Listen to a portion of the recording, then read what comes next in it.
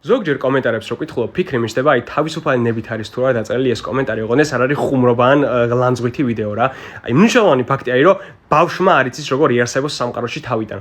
ბავშვის ნებისმიერი პირველი ქმედება არის ტესტი, არის ექსპერიმენტი, რომ რაღაცას აკეთებს და რა შედეგი მოყვება. ბავშვი რო ვიღაცას ჩაარტყავს, თუ დაინახა და მიხვდა, რომ იმას ეტკინა, ხშირ შემთხვევაში თვითონ ჩერდება. ანუ ვიღაცის ტკივილის დისკომფორტი გულთან ავტომატურად მიაქვთ ხოლმე რა. აი ემპათია ეგეთი იშვიათი არ არის, როგორც აი სოციმედიაში არის წარმოდგენილი რა, ეს სიკეთის ინდიკატორები ხშირად ბუნებრივად ჩაშენებული გვაქვს. უბრალოდ მე აღზრდის მომენტში პარალელურად უნდა გამყარდეს მიზეშედეგობრივი კავშირების დანახვით რა, ანუ უნდა დამკვირდეს ეგ მომენტი, იმიტომ რომ ანუ კი ენერგია არის, მაგრამ მე წყალი უნდა დაასხა რა.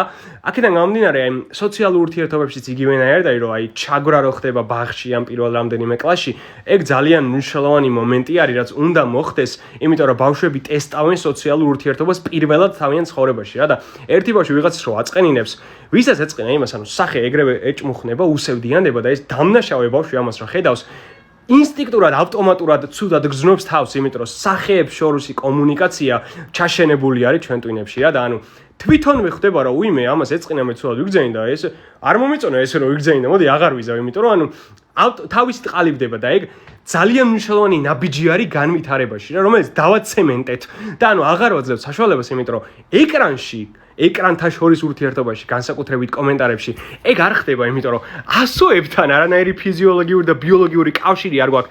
ემოციის გამოწვევა, ეგეთი ნუანსური ემოციები, რაც ანუ ემპათია და ეგეთი რაღაცები არის. არ არის ჩაშენებული ტვინში, ანუ ასოები იუზერნეიმები ფეხებზე გუკიდია ადამიანს როგორც არსებას და ამასთან ერთად კიდე ორი რაღაცა არის. ეს ხო ერთი მნიშვნელოვანი მომენტია, რომელიც ბავშვებს წავარდით. კიდე ორ ფრონტზე იბრძვიან მაგის ზემოდან. ინტერნეტში არ არის წყენა, ინტერნეტში არის ჩხუბი და ბრაზი.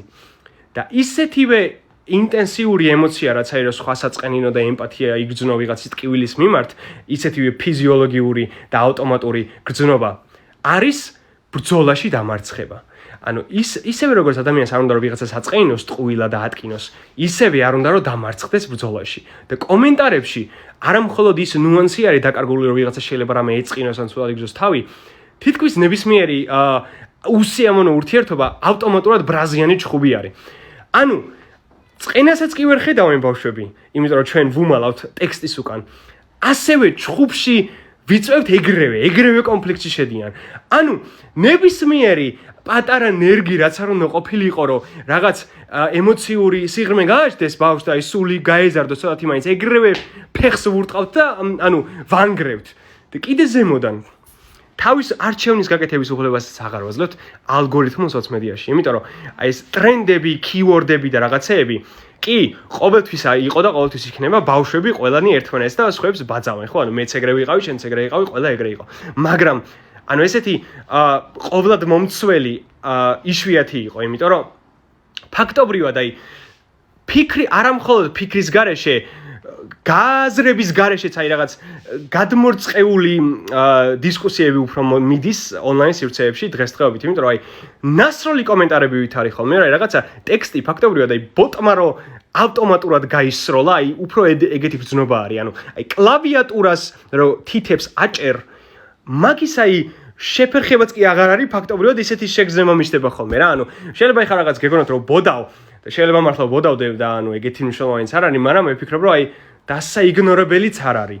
იმიტომ რომ კი ყოველთვის წინა თაობა იმის წინა თაობას უწუნებს, რომ აი შემდეგი თაობა დებილია რაღაცა, მაგრამ აი თითქოს და აი რაღაც უპრეცედენტო არის ეს ალგორითმული სოციმედია, იმიტომ რომ ზედმეტად მარტივი არის, ზედმეტად ყოვლის მომცველი არის და ანუ AI-სთან ერთად ეხა აი მართლა უპრეცედენტოა. შეიძლება ისეთი ინტენსიური არ არის, როგორც ეხა მე მგონია, მაგრამ ანუ გასათვალისწინებელი არის ჩემს რა.